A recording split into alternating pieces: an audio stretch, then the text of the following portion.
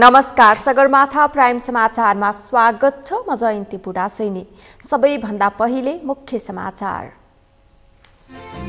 आज छठको विशेष दिन अस्ताउँदो सूर्यको पूजा आराधना गरी मनाइयो। नदी तथा तलाउ झक्कीझकाउ।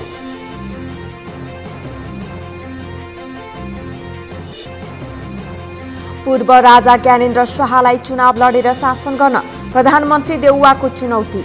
शासन व्यवस्था विरुद्ध नलाग्न चेतावनी।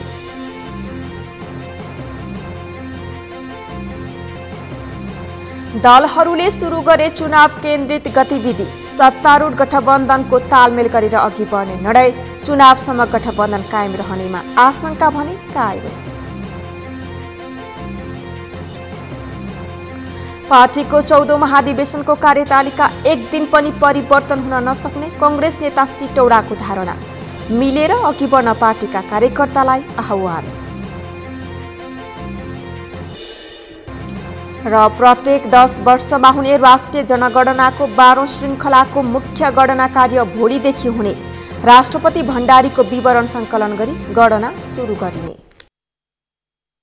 सगरमाथा प्राइम समाचार अब विस्तारमा।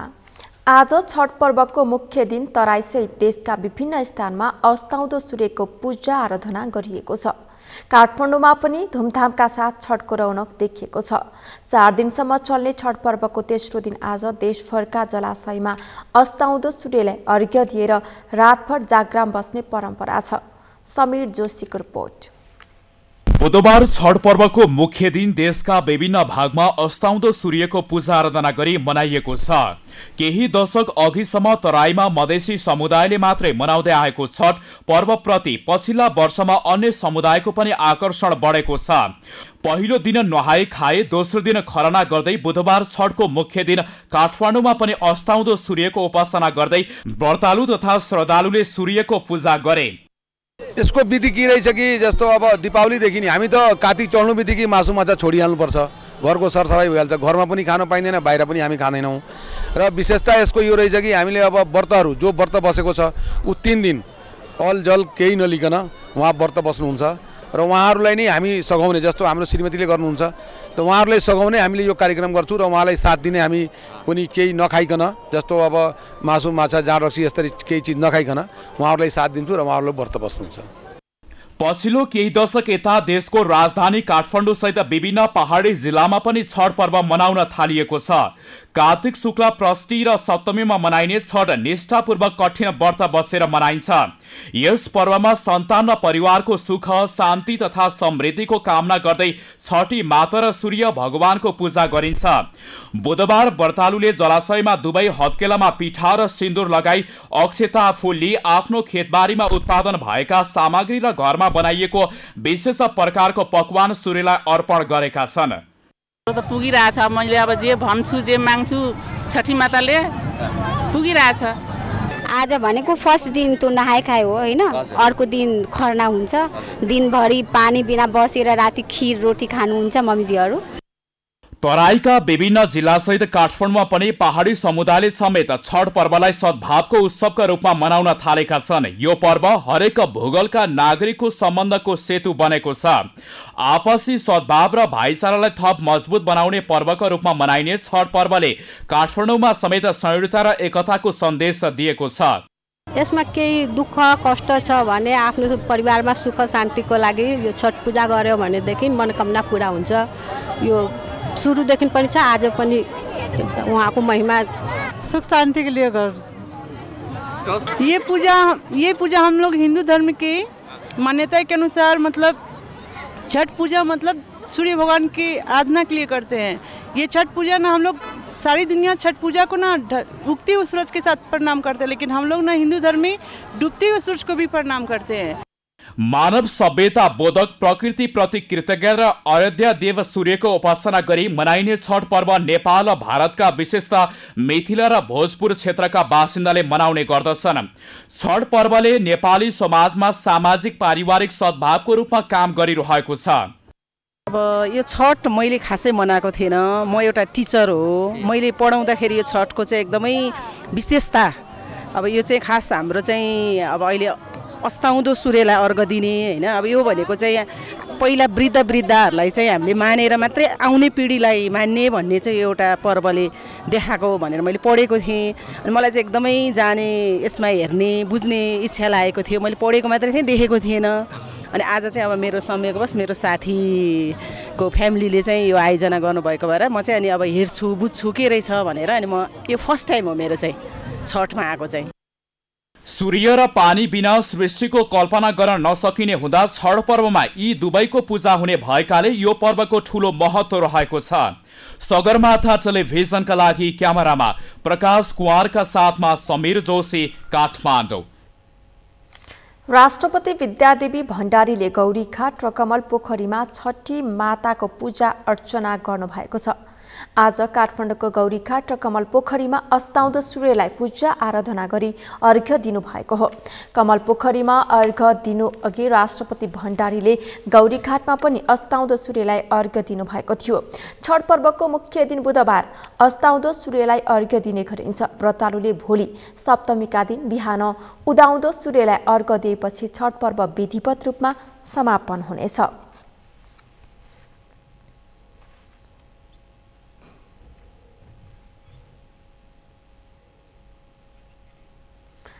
हिन्दूहरूको महान चाड छठ पर्वको मुख्य तथा तेस्रो दिन बुधबार देशका विभिन्न स्थानमा अस्ताउँदो सूर्यको पूजा तथा खष्टी मातालाई अर्घ्य दिएर मनाइएको छ। यसैबीच वीरगञ्जमा पनि छठ उत्साहका साथ मनाइएको छ। वीरगञ्जबाट नरेश सराफको रिपोर्ट। यो दृश्य पर्साको वीरगञ्ज स्थित गढी अवाको हो। यहाँ छठ पर्वको अवसरमा पोखरीलाई सजाएर झकीझकाउ पारिएको छ। बुधबार अस्ताउँदो सूर्यलाई अर्घ्य दिएर यो पर्व भव्यताका साथ मनाइएको छ। यस पर्वमा बुधबार सूर्यदेवलाई ठेकुवा, भुसवा, केरा, नरिवल, अदुवा, फलफूल, मिठाई सहितका प्रसाद अर्पण गरिएको छ। बिहिबार उदाउँदै गरेको सूर्य र खष्टी मातालाई अर्घ्य दिई छठ सम्पन्न गरिन्छ। अस्ताउँदो सूर्यलाई अर्घ्य दिन बुधबार साँझ छठ घाटहरूमा श्रद्धालु भक्तजनहरूको ठूलो भिड नै लाग्यो।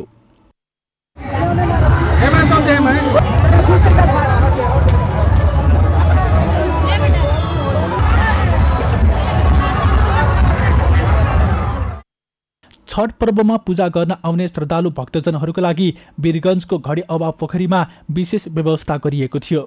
घडी अवा पोखरीमा हुने छठ पूजालाई व्यवस्थित पार्न पोखरीको 4वटै गेटमा 8वटा सीसी क्यामेरा, 55 जना स्वयंसेवक, नेपाल तथा सशस्त्र प्रहरी गरी 60 जना महिला सहित सुरक्षाकर्मीहरू खटिएका थिए।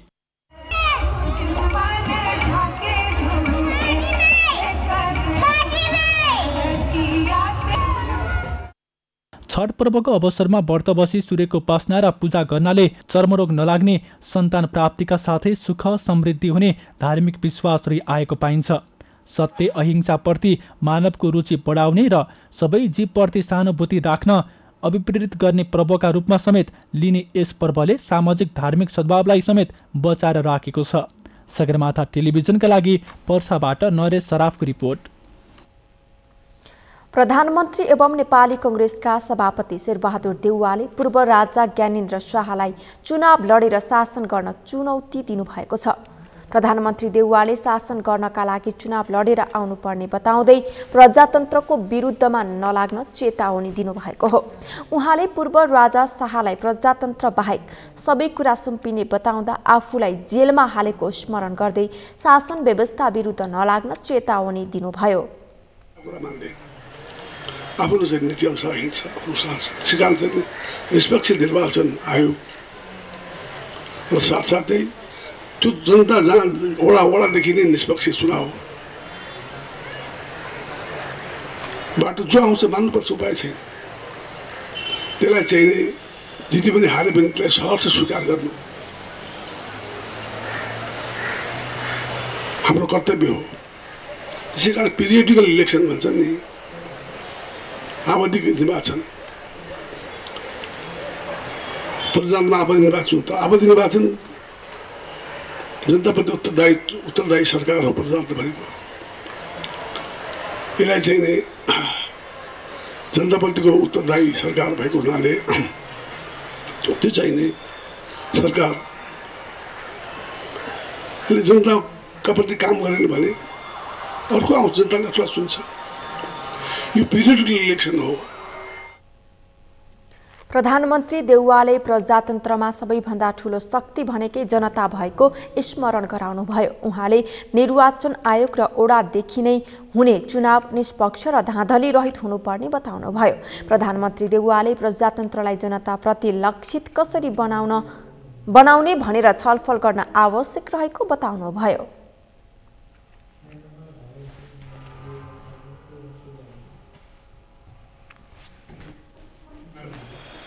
यस कारण चाहिँ नि यो एकाएक जनता तथ्य हो। प्रजातन्त्र आइसकेका देश जनता प्रजाको पक्षमा गइसकेका छन्, त्यही पनि शासन चलाउँछ। त्यस कारण चाहिँ नि अब यो चाहिँ नि यस कारण चाहिँ जनता भन्नु खोजेको ज्ञानले नगरेको जनता कहाँ आउँथ्यो भने जनता पनि आए। अन्तिम लडाइँले डेमोक्रेसी आएको छ। यो चाहिँ गणतन्त्र आएको छ, संविधान बनेको छ। यसलाई चाहिँ नि खिलाफमा माथि लाग्न सक्छन्, स्वतन्त्र हुन सक्दछन्, अनेक कुरा गर्न सक्दछन्। प्रधानमन्त्री देउवाले पेट्रोलियम पदार्थबाट चल्ने सवारी साधनका कारण नेपालमा मनसुन जन्य विपद आइरहेको बताउनुभयो। उहाँले विश्व नै अहिले पेट्रोलियम पदार्थलाई विस्थापित गरेर विद्युतीय सवारी साधनको प्रयोग गर्नुपर्ने रणनीति अनुसार अघि बढिरहेको भन्दै नेपालले पनि त्यही अनुसार अघि बढ्नुपर्ने बताउनुभयो। संवैधानिक व्यवस्था अनुसार आगामी चैतमा स्थानीय तहको चुनाव सम्पन्न हुनुपर्नेछ। त्यसबाहेक आगामी फागुनमा राष्ट्रिय सभाको चुनाव समेत गर्नुपर्ने र रिक्त रहेका प्रतिनिधि सभा सदस्य र प्रदेश सभा सदस्यको चुनाव समेत नजिकेको छ। त्यसबाहेक प्रतिनिधि सभाको चुनाव पनि आगामी वर्ष हुँदैछ, तर राजनीतिक दलहरू भने चुनाव केन्द्रित भइसकेका छन्। अमृतराज काफ्लेको रिपोर्ट। सरकारमा सहभागी भएका दलहरूले आगामी फागुनमा हुने राष्ट्रिय सभा र रिक्त रहेका प्रतिनिधि सभा सदस्यको चुनावमा गठबन्धन एक भएर चुनावमा सहभागी हुने निर्णय गरिसकेका छन्। 5 दलीय गठबन्धनले चुनावमा सहकार्य गर्ने विषयमा सहमति कायम गरेर तालमेल गर्ने निर्णय गरिसकेको छ। कतिपयले चुनावमा गठबन्धनको भविष्यका बारेमा प्रश्न उठाइरहेका बेला सत्तारूढ गठबन्धनले चुनावमा तालमेल गरेर अघि बढ्ने निर्णय गरिसकेको छ। निकट भविष्यमा सम्पन्न हुने राष्ट्रिय सभाको निर्वाचन, उपनिर्वाचनहरूमा 5 दलीय गठबन्धनको संयुक्त रूपमा त्यो निर्वाचनलाई संयुक्त रूपमा तयारी गर्ने निर्णयका साथ 5 दलीय गठबन्धनको एउटा 5 दलीय गठबन्धन समन्वय समितिको निर्माण भएको छ। निर्वाचन आयोगले आगामी चैतमा स्थानीय तहको चुनाव गर्न सरकारलाई सिफारिस गरिसकेको छ। त्यसबाहेक आगामी फागुन अघि राष्ट्रिय सभा सदस्यको समेत चुनाव हुनेछ। विभिन्न कारणले रिक्त रहेको प्रतिनिधि सभा सदस्यको उपचुनाव समेत आगामी फागुन अघि नै गर्ने तयारी सरकारको छ, तर उपचुनावको मिति भने सार्वजनिक गरिसकेको छैन। तर राजनीतिक दलका नेताहरूले भने चुनाव केन्द्रित गतिविधि सुरु गरिसकेका छन्। एमाले अध्यक्ष केपी शर्मा ओली काठमाडौँ बाहिर केन्द्रित भइसकेको देखिएको छ। ओली यसै साता मात्रै विराटनगर पुगेका थिए। त्यसबाहेक माओवादी केन्द्रका अध्यक्ष प्रचण्ड समेत आफ्नो निर्वाचन क्षेत्रमा केन्द्रित भइसकेका छन्। त्यसबाहेक अन्य राजनीतिक दलका नेताहरू समेत निर्वाचन क्षेत्र केन्द्रित भइसकेको देखिएको छ। एमाले एकल रूपमा प्रतिस्पर्धा गर्न अन्य दलहरूलाई चुनौती समेत दिने गरेको छ। अब यिनीहरूले आफै चुनाव घोषणा गर्नुपर्छ, जस्तो स्थानीय तहको चाहिँ 5 गते घोषणा गरिसक्यो। स्थानीय तहको चुनाव त घोषणा गरिसक्यो। हो स्थानीय तहको चुनावमा यिनीहरूलाई दोमिने लुगा पसारेर महानगरमा यस महानगरमा अब अरूले उम्मेदवार हाल्न मन लाग्छ, हाल्न मन लाग्दैन, नहाले पनि हुन्छ, जित्ने मान्छे। अन्य समयमा काठमाडौँमा उपलब्ध हुने दलका नेताहरू अहिले गाउँ केन्द्रित भइसकेका छन्। प्रमुख राजनीतिक दलको महाधिवेशन समेत नजिकिएका कारण अहिले नेताहरू आफ्नो जिल्ला केन्द्रित भएका छन्। निर्वाचन आयोगले समेत चुनावका लागि आन्तरिक तयारी सुरु गरिसकेको छ। सगरमाथा टेलिभिजनका लागि क्यामेरामा केशव तिमिल सिन्हाका साथमा अमृतराज काफ्ले, काठमाडौँ। नेपाली कांग्रेसका नेता प्रकाश मानसिंहले अहिलेको परिस्थितिमा सर्वोच्च अदालतमा देखिएको अस्तव्यस्त अवस्थाबारे सरकार बोल्नुपर्ने बताउनु भएको छ। न्यायालयमा देखिएको परिस्थितिले आम नागरिक सेवाग्राहीहरू न्याय पाउनमा समस्या झेलिरहेको उल्लेख गर्दै उहाँले यस विषयमा सरकारले तत्काल बोल्न आवश्यक रहेको बताउनुभयो।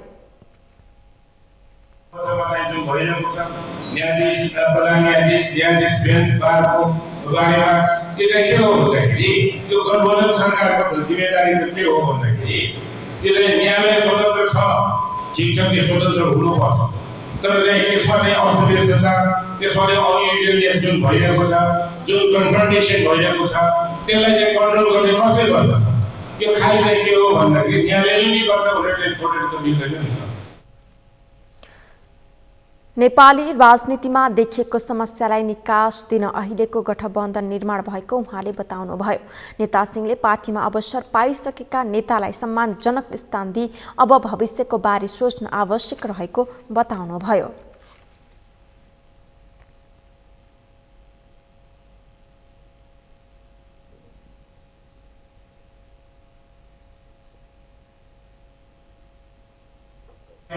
यो चाहिँ के हो भन्दाखेरि नेपाली कांग्रेसका नेता कृष्ण प्रसाद सिटौलाले पार्टीको 14औं महाधिवेशनको कार्यतालिका एक दिन पनि परिवर्तन हुन नसक्ने बताउनु भएको छ। नेता सिटौलाले कार्यतालिका अत्यन्तै छोटो भएकाले पार्टीको महाधिवेशनलाई सफलतापूर्वक सम्पन्न गराउने काममा मिलेर अघि बढ्न पनि पार्टीका नेता कार्यकर्तालाई आह्वान गर्नुभयो। आज काठमाडौँको शान्ति बाटिकामा आयोजित एक कार्यक्रममा बोल्दै उहाँले पार्टी नेतृत्वको लागि स्वच्छ प्रतिस्पर्धा गर्न र पार्टीलाई सम्पूर्ण रूपमा एकताबद्ध बनाएर देशप्रति समर्पित भएर अघि बढ्न पार्टीका नेता कार्यकर्तालाई आग्रह गर्नुभयो। प्रतिस्पर्धामा सफलता मिलोस्, प्रतिस्पर्धापछि पार्टीभित्र गर्ने सम्पूर्ण एकतामा तपाईँलाई सफलता मिलोस् भनेर म शुभकामना दिन चाहन्छु र तपाईँहरूमा देशभरका तमाम नेपाली कांग्रेस पार्टीका साथीहरू जुन अहिले महाधिवेशनमा तपाईँहरू प्रवेश गर्नुभएको छ तमाम साथीहरूको आकांक्षा पूरा हुन सकोस् सबै साथीहरूलाई मेरो शुभकामना छ। यति भन्दै मेरा संस्थाका उहाँले जनतामा समृद्धि आउने गरी अघि बढ्न सरकार र राजनीतिक दलका नेताहरूलाई आग्रह समेत गर्नुभयो। उहाँले जनताको हितमा काम गर्न सबै राजनीतिक दलहरूले एकताबद्ध भएर अघि बढ्नुपर्ने आवश्यकता औल्याउनुभयो।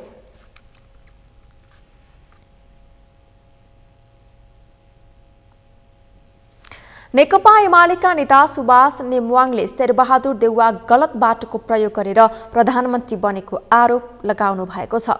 केही दिन अघिसम्म प्रधानमन्त्री बन्नुस् भन्दा आफूलाई सरकार चलाउने जनमत नभएको बताउने देउवा अदालतको फैसला आउने बित्तिकै प्रधानमन्त्री बनेको प्रति नेमवाङले आक्रोश व्यक्त गर्नुभयो। जनादेशद्वारा जनताद्वारा समर्थित जनताको आशीर्वाद प्राप्त गरेको नेकपा एमालेको सरकार केपी ओलीको सरकार अचानक एक दिन सर्वोच्च अदालतको फरमादेशबाट विस्थापित भयो। केही दिन अगाडि मात्रै कार्यक्रममा पूर्व मन्त्री वसन्त कुमार नेमवाङले नेकपा एमालेमा आज पनि ठूलो पार्टी रहेको र भोलि पनि ठूलो पार्टी बन्ने दाबी गर्नु भएको थियो।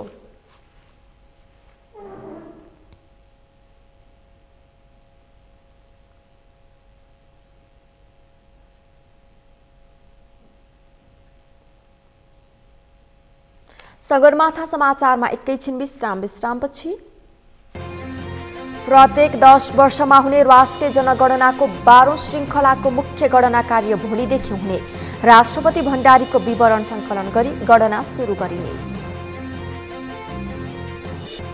दशैं तिहार सकिएसँगै रोजगारीका लागि भारत जानेको संख्या बढ्यो। सुदूरपश्चिमको गौरीफन्टा नाकामा देश छोड्नेको लर्को।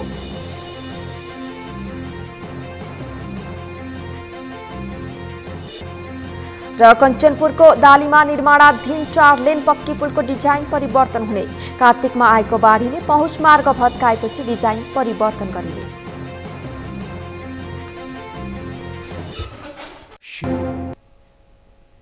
विश्रामपछि पुनः स्वागत छ। अब बाँकी समाचार।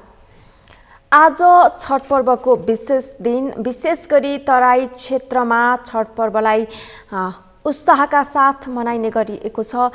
छठ पर्वको अवसरमा तराईका विभिन्न घाट, मन्दिर, नदी, ताल, तलाउ झकीझकाउ पारिएको छ। आज अस्ताउँदो सूर्यलाई अर्घ दिएको छ। के छ अहिले तराईमा छठ पर्वको रौनक कस्तो रहेको छ, यसै विषयमा जानकारी दिनका लागि हाम्रा संवाददाता पूजन घिमिरे प्रत्यक्ष सम्पर्कमा फेरि पनि जोडिसक्नु भएको छ। पूजनजी, हजुर हजुर, अहिले अस्ताउँदो सूर्यलाई अर्घ दिएपछि त्यहाँ कस्तो माहौल भएको छ? यो छठ पर्वको विशेषता चाहिँ खास गरी के हो बताइदिनुहोस्।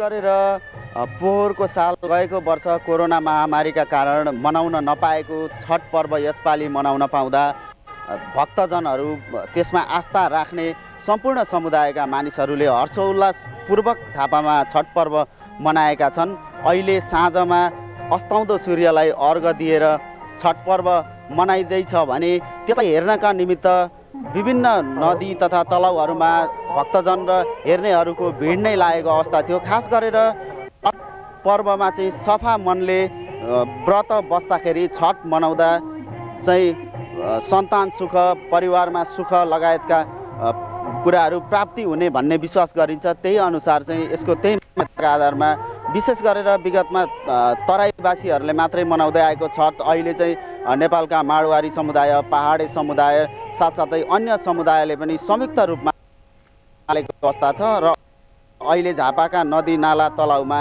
यो पूजा हेर्नलाई आउनेहरूको भिड नै लागेको अवस्था छ। जयन्तीजी, हामीले देख्न सक्छौँ यहाँ पनि छठ घाटमै हुनुहुन्छ र त्यहाँ यहाँले भनेअनुसार हेर्नेहरूको पनि भिड लागेको छ, व्रतालुको पनि भिड नै रहेको छ। त्यहाँ सुरक्षा व्यवस्था कसरी मिलाइएको छ?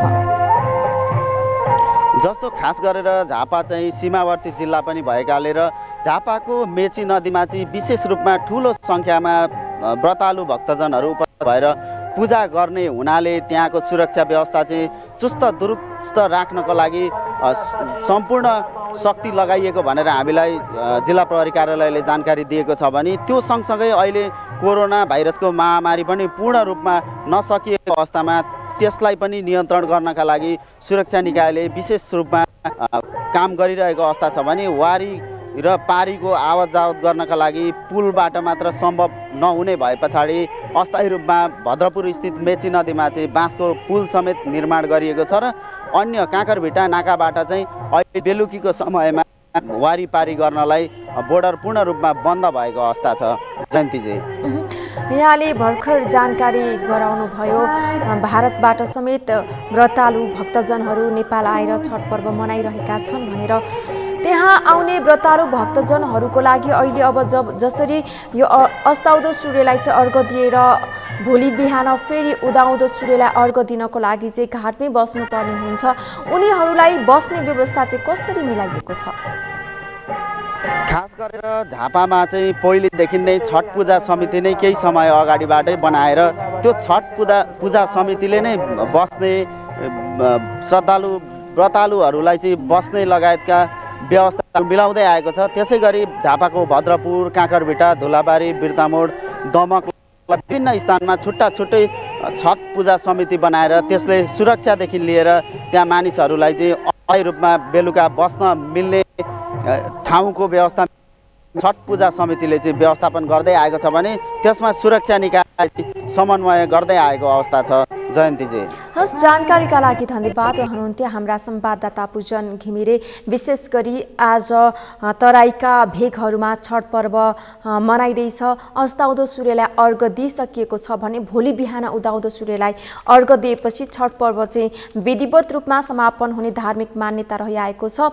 त्यसै गरी सुरक्षाको हिसाबले पनि यसपटक चाहिँ स्वास्थ्य मापदण्ड अपनाएर मात्र छठ पर्व मनाइएको छ। त्यसै गरी त्यहाँ बस्ने व्रतालु भक्तजनहरूको लागि बस्ने छुट्टै व्यवस्था गरिएको विषयमा हामीलाई जानकारी गराउनु भयो। अब बाँकी समाचार। प्रत्येक 10 वर्षमा एक पटक हुने राष्ट्रिय जनगणनाको 12औं श्रृङ्खलाको मुख्य गणना कार्य भोलिदेखि सुरु हुने भएको छ। केन्द्रीय तथ्याङ्क विभागका अनुसार कार्तिक 25 देखि मङ्सिर 9 गतेसम्म 15 दिनको अवधिमा जनगणना सम्पन्न हुनेछ। विभागले कालापानी, लिम्पियाधुरामा समेत जनगणना गर्ने जनाएको छ। अमृत ढकालको रिपोर्ट। सरकारले बिहीबारदेखि 12औं राष्ट्रिय जनगणना सञ्चालन गर्ने भएको छ। प्रत्येक 10 वर्षमा हुँदै आएको राष्ट्रिय जनगणना कार्तिक 25 देखि मङ्सिर 9 गतेसम्म 15 दिनको अवधिमा सम्पन्न हुनेछ। केन्द्रीय तथ्याङ्क विभागका अनुसार राष्ट्रपति विद्यादेवी भण्डारीको विवरण सङ्कलन गरी जनगणनाको सुरुवात हुनेछ। जनगणना सञ्चालन गर्नका लागि देशभर 7 प्रदेश जनगणना कार्यालय, 87 जिल्ला जनगणना कार्यालय र 349 स्थानीय जनगणना कार्यालय स्थापना गरिएको छ। काठमाडौँमा भने 5 वटा जनगणना कार्यालय स्थापना गरिएको र धेरै जनसङ्ख्या भएका जिल्लाहरू मोरङ, झापा, सुनसरी, ललितपुर, रूपन्देही र कैलाली लगायतका जिल्लामा 2-2 वटा जनगणना कार्यालय रहनेछन्। र अहिले हुन लागेको जनगणना चाहिँ यसको श्रृङ्खलामा 12औं जनगणना र मुलुक संघीयतामा प्रवेश गरे पश्चातको भने पहिलो जनगणना हुनेछ। यसको सम्पूर्ण तयारी कार्य हामीले सम्पन्न गरिसक्यौँ। आज कार्तिक 24 गते अब भोलिबाट हाम्रो जनगणना कार्यक्रम सुरु हुनेछ। कार्तिक 25 देखि मङ्सिर 9 सम्म 15 दिनको कार्य अवधिमा हामीले सम्पूर्ण घर, सम्पूर्ण परिवार र सम्पूर्ण व्यक्तिहरूको गणना सम्पन्न गर्नुपर्ने हुन्छ।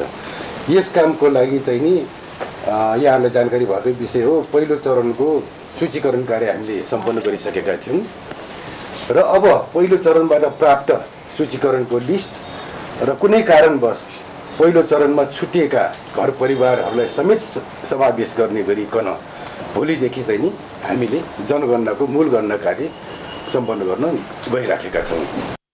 40,000 गणक तथा 8,500 परिचालित सुपरिवेक्षकहरूले हरेक घर परिवारसम्म पुगेर कुल 80वटा प्रश्न सोध्नेछन्।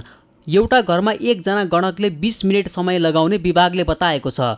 जनगणनामा सोधिने प्रश्नको उत्तर गोप्य रहने भन्दै विभागले सबैलाई ढुक्क भएर सहभागिता जनाउन आग्रह गरेको छ। अहिले सङ्कलन गरिएको तथ्याङ्क प्रशोधन गरेर नतिजा प्रकाशन गर्न 6 देखि 8 महिना लाग्नेछ। प्रारम्भिक नतिजा भने 3 महिनाभित्र दिने विभागले तयारी गरेको छ। केन्द्रीय तथ्याङ्क विभागले दार्चुला जिल्लाको कालापानी, लिपुलेक र लिम्पियादुरा क्षेत्रमा जनगणना गर्न भारतले अनुमति नदिए अनुमानका आधारमा गर्ने बताएको छ। विभाग अनुसार सो क्षेत्रमा गणकहरूको उपस्थितिमा जनगणना गर्न परराष्ट्र मन्त्रालय मार्फत भारतसँग वार्ता भइरहेको छ। तर भारतले अनुमति नदिएको खण्डमा अनुमानका आधारमा गणना गरिनेछ। जुन क्षेत्रमा चाहिँ नि हाम्रो भूभाग हो, हाम्रो नक्साभित्र परेको भूभाग हो, हाम्रै भूभाग हो, तर हाम्रो सहज आवत जावत चाहिँ छैन। इन्डियाको भारतको आर्मीले घेरेर बसिरहेछ, हामीले क्षेत्र दिँदैन। यो अवस्थामा एउटा उपाय भनेको डन्डै निम्ताउने गरिकन त्यहाँको सेना र हाम्रो सेना चाहिँ नि सही झगडा हुने गरिकन गएर चाहिँ जनगणना गराउने भनेको त्यो त सम्भव हुने कुरा भएन है। अनि दोस्रो विकल्प भनेको पहिला जस्तै के पनि नगर्ने, दोस्रो विकल्प त्यो पनि हुनै भएन। तेस्रो राम्रो विकल्प के हो भन्दाखेरि यसको लागि कूटनैतिक पहल जरुरी छ। हामीले त्यो काम भइ पनि राखेको छ र अघि यहाँलाई निवेदन गरे जस्तै राष्ट्रिय जनगणना सञ्चालन गर्नको लागि सबभन्दा उच्च स्तरमा चाहिँ हाम्रो राष्ट्रिय जनगणना निर्देशक समिति छ हैन। निर्देशक समितिमा छलफल भइसके पश्चात पनि हामीले परराष्ट्र मन्त्रालय थ्रु चाहिँ नि भारतीय सरकारसँग यी कुराहरूमा अगाडि काम छलफल भएको अवस्था पनि हो। राष्ट्रिय योजना आयोगका सदस्य डाक्टर रामकुमार फुयालले सङ्घीयता कार्यान्वयन पछिको पहिलो राष्ट्रिय जनगणना भएकाले यो जनगणनाको निकै महत्त्व रहेको बताए। देश सङ्घीय संरचनामा गएको छ। हिजोको 14 अञ्चल 75 जिल्लाबाट हामी 7 प्रदेश 77 जिल्लामा छौँ।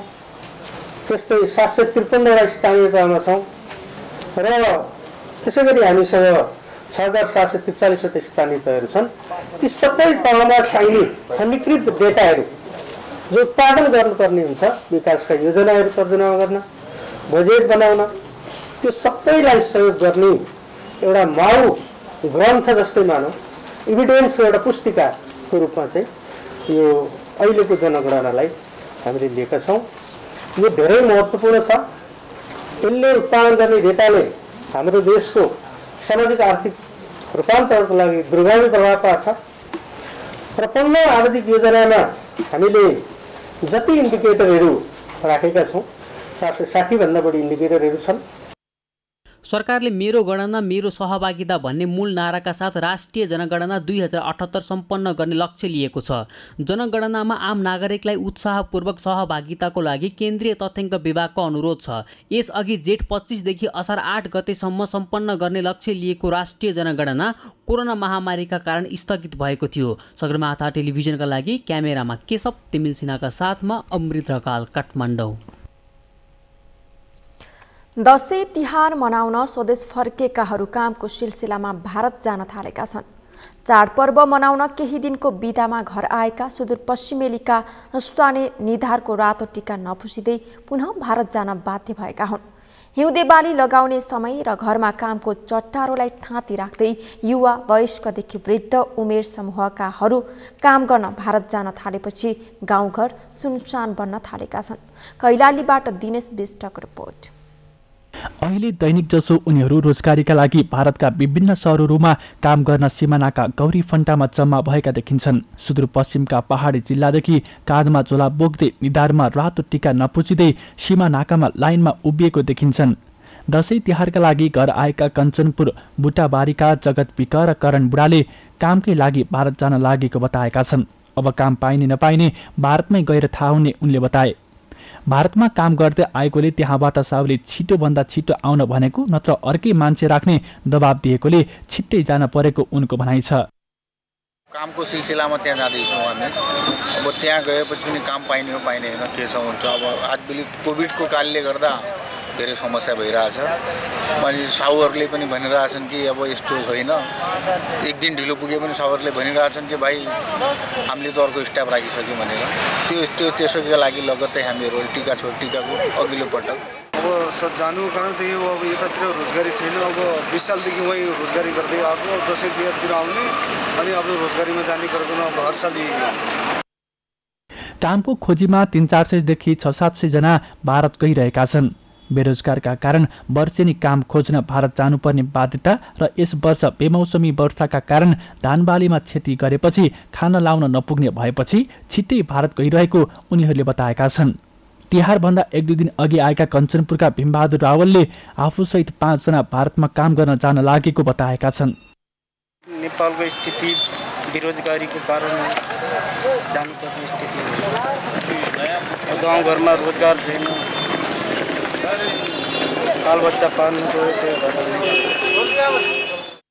कैलालीको लम्कीचुहा 4 का प्रेम बजगाईले देशमा बेरोजगारको समस्या कायमै रहेकोले पुनः भारतमा जान लागेको बताएका छन्। सरकारले रोजगार दिए पनि आफन्तलाई लगाउने पहुँचवालाले मात्रै काम पाउने र हामी जस्ता वास्तविक बेरोजगार काम नपाएको उनले गुनासो गरे। देशको परिस्थिति अनुसार हामी तपाईँको बेरोजगारी समस्या बढ्दै र त्यसको राष्ट्रियकरणमा तपाईँ थाहा छँदैछ आफन्तले जागिर पाउने होइन। अब तपाईँको जसको पहुँच र ऊ हुँदैन जसको क्यापेसिटी भयो भने जागिर नपाउने अवस्था छँदैछ। प्रत्येक वर्ष बेरोजगारका कारण हजारौं सुदूरपश्चिमेलीहरू रोजगारीकै खोजीमा भारत जान थालेका छन्। 3 तहकै सरकारले रोजगारका विभिन्न कार्यक्रम ल्याएको घोषणा गरे पनि 5 वर्ष पुग्नै लाग्दा पनि अझै बेरोजगारहरूले रोजगार नै पाउन सकेका छैनन्। यसतर्फ सरकारको ध्यान कहिले जाने? सगरमाथा टेलिभिजनका लागि कैलालीबाट दिनेश बिष्टको रिपोर्ट। नेपालमा 5407 जनाको पीसीआर परीक्षणमा 387 जनामा संक्रमण पुष्टि भएको छ। यस्तै सोही समयमा 1407 जनाको एन्टिजेन विधिबाट गरिएको परीक्षणमा 53 जनामा कोरोना पुष्टि भएको छ। स्वास्थ्य तथा जनसङ्ख्या मन्त्रालयले बुधबार अपराह्न सार्वजनिक गरेको तथ्याङ्क अनुसार बितेको 24 घण्टामा थप 6 संक्रमितको मृत्यु भएको छ भने 474 जना संक्रमण मुक्त भएका छन्।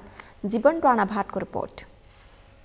नेपालमा बुधबार 440 जना कोरोना संक्रमित थपिएका छन्। स्वास्थ्य तथा जनसङ्ख्या मन्त्रालयका अनुसार देशभरका विभिन्न प्रयोगशालामा गरिएको 5407 जनाको पीसीआर परीक्षणमा 387 जनामा संक्रमण पुष्टि भएको हो। त्यसैगरी 1407 जनाको एन्टिजेन विधिबाट गरिएको परीक्षणमा 53 जनामा कोरोना पुष्टि भएको छ।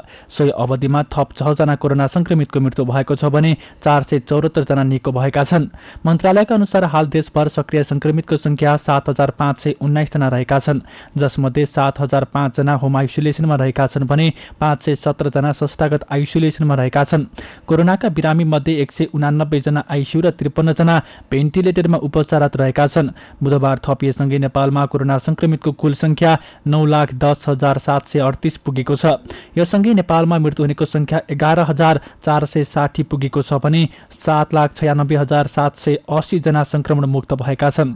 यस्तै 10 वर्ष मुनिका 14 जना बालबालिका कोरोना संक्रमण पुष्टि भएको छ भने 11 देखि 20 वर्ष उमेर समूहका 21 जना कोरोना संक्रमित थपिएका छन्। सगरमाथा टेलिभिजनका लागि जीवन राणाबाट काठमाडौँ। कञ्चनपुरको भीमदत्त नगरपालिका 12 स्थित ओदालीमा निर्माणाधीन 4 लेन पक्कै पुलको डिजाइन परिवर्तन हुने भएको छ। पुल निर्माण प्रक्रियामै रहेका बेला गत महिनाको 31 गतेदेखि कार्तिक 2 गतेसम्म परेको अविरल वर्षाका कारण पहुँच मार्ग भत्काएपछि पुलको केही भागको डिजाइन परिवर्तन गर्न लागि हो। एक रिपोर्ट। कञ्चनपुरको भीमदत्त नगरपालिका 12 स्थित ओदालीमा निर्माणाधीन 4 लेन पक्की पुलको डिजाइन परिवर्तन हुने भएको छ।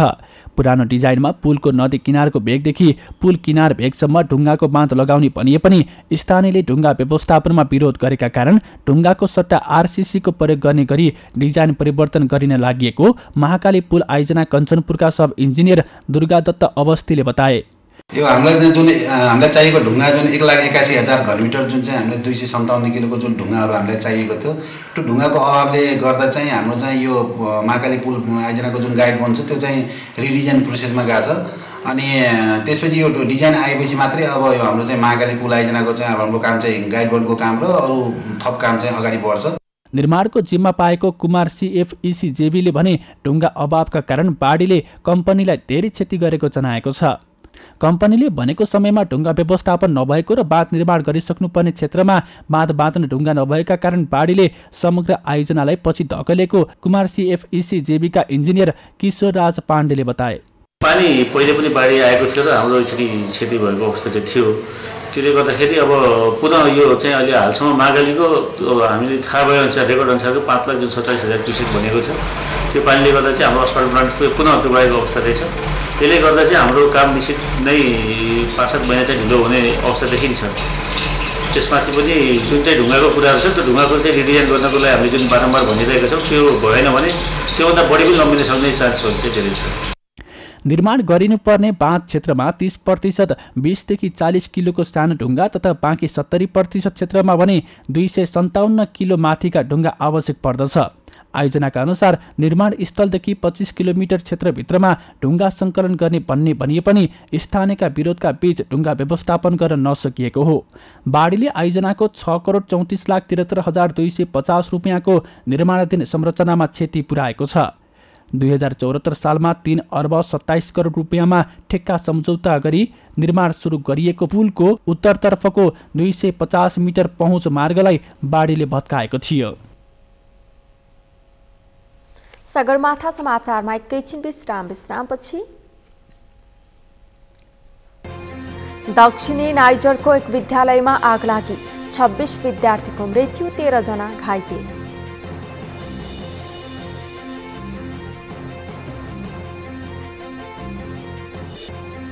र रोहित शर्मा बने भारतीय क्रिकेट टिमको कप्तान। पूर्व कप्तान कोहली न्युजिल्यान्डसँग हुने T20 आई सिरिजमा परेनन्।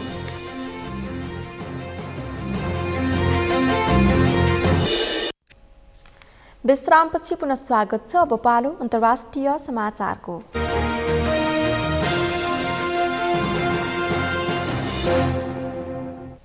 दक्षिणी नाइजरमा रहेको एक विद्यालयमा आगलागी हुँदा कम्तीमा 26 जना विद्यार्थीको मृत्यु भएको छ। मराठी शहरमा पराल र काठबाट बनेका कक्षा कोठामा आगलागी हुँदा 13 जना घाइते भएका छन्। घाइते मध्ये 4 जनाको अवस्था गम्भीर रहेको बीबीसीले जनाएको छ। आगलागीमा परेर मृत्यु हुने 5 र 6 वर्ष उमेर समूहका बालबालिका छन्। यसअघि गत अप्रिलमा नियामीको एक मजदुरहरूको बसोबास रहेको जिल्लाको एक विद्यालयमा भएको आगलागीमा परि 20 जना बालबालिकाको मृत्यु भएको थियो। घटनाप्रति दुःख व्यक्त गर्दै राष्ट्रपति मोहम्मद बाजुमले तत्काल काठको संरचनाहरू प्रतिस्थापन गर्ने प्रतिबद्धता जनाएका छन्।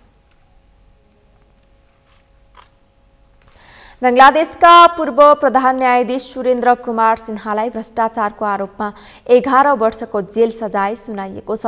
70 वर्षीय पूर्व प्रधान न्यायाधीश सिन्हालाई सम्पत्ति शुद्धिकरण सम्बन्धी मुद्दामा 7 वर्ष र विश्वासघात सम्बन्धी मुद्दामा 4 वर्ष गरी जम्मा 11 वर्षको जेल सजाय सुनाइएको हो। सिन्हाले तत्कालीन फार्मर्स बैंकबाट 4,70,000 अमेरिकी डलर ऋण लिएका थिए। त्यसपछि उनले त्यो रकम नगद, चेक र पे अर्डर मार्फत दोस्रो खातामा सारेको आरोप छ। यसो गर्नु बंगलादेशको भ्रष्टाचार रोकथाम सम्बन्धी कानून अनुसार दण्डनीय मानिन्छ।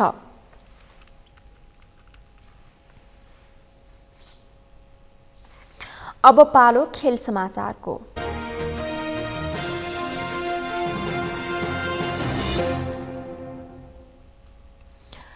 भारतले अर्को सातादेखि न्युजिल्यान्डसँग हुने 3 T20 आई सिरिजका लागि ओपनर रोहित शर्माको कप्तानीमा 16 सदस्य टोली घोषणा गरेको छ। टोलीमा इन्डियन प्रिमियर लिग आइपिएल 2021मा उत्कृष्ट प्रदर्शन गर्ने तीव्र गतिका बलर हर्षल पटेलदेखि वेङ्कटेश अय्यरसम्मका खेलाडीले मौका पाएका छन्। नियमित कप्तान विराट कोहलीले T20 विश्वकप 2021 सँगै भारतीय क्रिकेट टोलीको टीआई कप्तान छाडेका थिए। कोहली न्युजिल्यान्डसँगको टोलीमै छैनन्। विराटले कप्तानी छाडेसँगै रोहित र लोकेश राहुल कप्तानको दौडमा थिए। रोहितलाई कप्तान र राहुललाई उपकप्तानको जिम्मेवारी दिएको छ। रोहितले आइपिएलमा मुम्बईलाई 5 पटक उपाधि जिताएका छन्। आइसिसी T20 विश्वकप 2021 अन्तर्गत आजदेखि सेमिफाइनलका खेल सुरु हुँदैछन्। सेमिफाइनलमा इङ्ल्यान्ड, न्युजिल्यान्ड, अस्ट्रेलिया र पाकिस्तान पुगेका छन्। पहिलो सेमिफाइनलमा आज नेपाली समयअनुसार पौने 8 बजेदेखि इङ्ल्यान्ड र न्युजिल्यान्ड बीच प्रतिस्पर्धा हुँदैछ। इङ्ल्यान्ड सुपर 12 अन्तर्गत समूह 1 को विजेता बन्दै अन्तिम 4 मा पुगेको हो। न्युजिल्यान्ड भने समूह 2 को उपविजेताका रूपमा सेमिफाइनलमा पुगेको हो। अब मौसम सम्बन्धी जानकारी। यस मौसम समाचारका प्रायोजक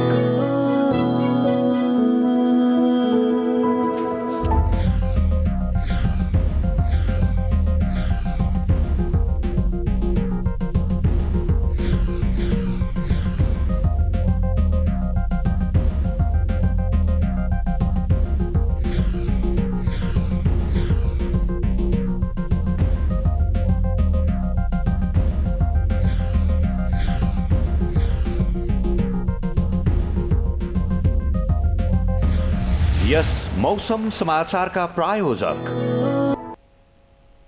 समाचारको अन्त्यमा मुख्य समाचार फेरि एकपटक। आज छठको विशेष दिन अस्ताउँदो सूर्यको पूजा आराधना गरी मनाइयो। नदी तथा तलाउ झकिझकाउ।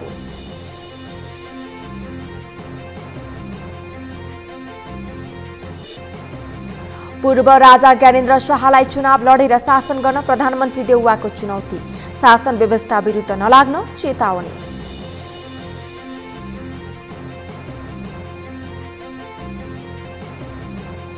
दलहरूले सुरु गरे चुनाव केन्द्रित गतिविधि। सत्तारूढ गठबन्धनको तालमेल गरेर अघि बढ्ने निर्णय। चुनावसम्म गठबन्धन कायम रहनेमा आशंका भने कायमै।